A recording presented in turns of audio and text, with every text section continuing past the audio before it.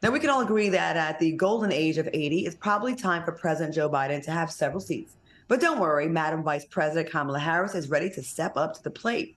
Associated Press reporter Chris Meg Ryan recently asked VP Harris if she felt prepared to take on the role of President of the United States due to Biden's age, and VP Harris quickly replied, yes. What are your thoughts, Al?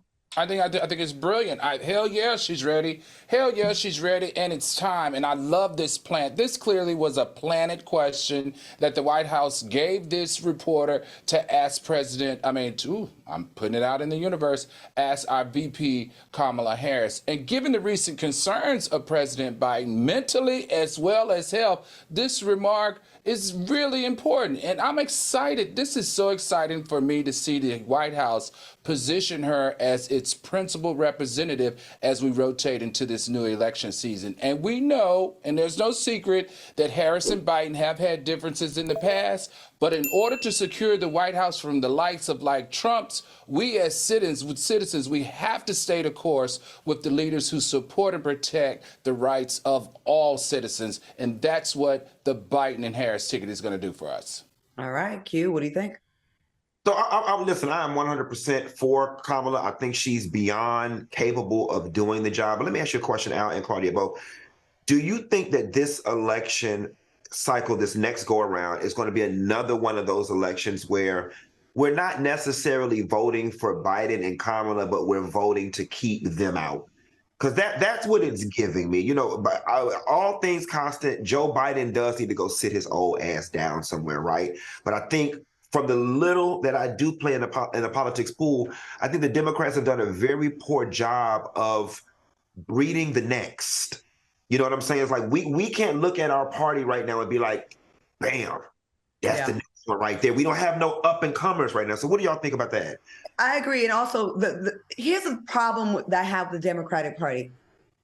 People say Joe Biden needs to sit his ass down. He's old. But I will say, as being more center, he's accomplished so much legislatively that doesn't give sexy headlines. So no one's like, ooh, the Inflation Reduction Act, that's amazing. We're like, what is that? Right? Like, they don't properly brag or market. They've never been good at that. Barack Obama used to never brag about anything he does. Republicans, they do everything. They go do a press conference. So that's number one. Number two, you're right. They're more respectful of each other than the Republicans. Republicans will eat each other up, right? Like, but the Democrats like, well, let's just not get in his way right now. And then thirdly, I watch on social media the ignorant, uneducated comments about Kamala Harris. Well, where's she been? I forgot we even had a VP. The job of the VP is not to take the spotlight away from the current president. It's to be at the ready when anything happens. And if you actually do your research, she's actually done a whole lot of stuff. There's plenty of sites y'all can go to and see that. Not y'all too, but there are. But yeah, Democrats make me nervous with the way they do not market. They do not brag. They should be getting Gavin Newsom ready. They should be getting the mayor of Baltimore ready, who is awesome. Westmoreland, everyone loves him. There's a few other people that are out there that we should be priming for the next couple of elections. I just had a grand idea. To answer your question, in my opinion, Q, if they are expecting to mobilize the Black community the way they mobilized the last election, I think they need to actually factor this into their marketing campaign and into their messaging.